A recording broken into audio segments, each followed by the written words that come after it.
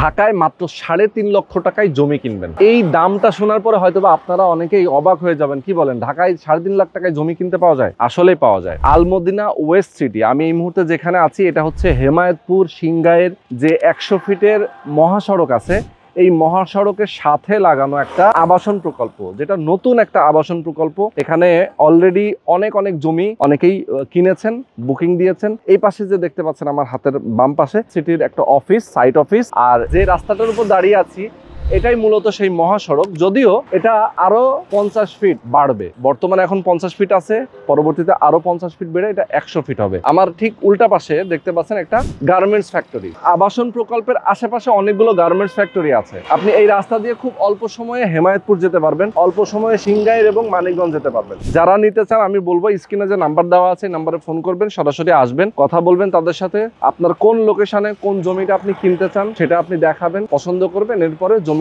Booking দিয়ে দেবেন। অর্ধেক খরচ, মানে আপনি টোটাল ভ্যালু যদি আসে আপনার জমির মূল্য 20 লাখ, আপনি জাস্ট 10 লাখ টাকা দিবেন, জমিটা আপনার নামে তারা রেজিস্ট্রি করে দেবে। এরপরে জমিটাতে আপনি দখল নেবেন, আপনি জমির উপরে চাইলে বাড়ি করতে পারবেন, আপনি জমির উপরে চাইলে যে কোনো কিছু গাছ লাগাতে পারবেন, যে কোনো কিছু আপনি করতে পারবেন। বাকি যে টাকাটা থাকবে সেটা কিস্তির মতো করে আপনি পরিশোধ করতে পারবেন। তো যারা নিতে চান স্ক্রিনে নাম্বার দেওয়া আছে, নাম্বারে ফোন করবেন, সরাসরি আসবেন, কথা বলবেন, এরপরে বুকিং দিয়ে দেবেন।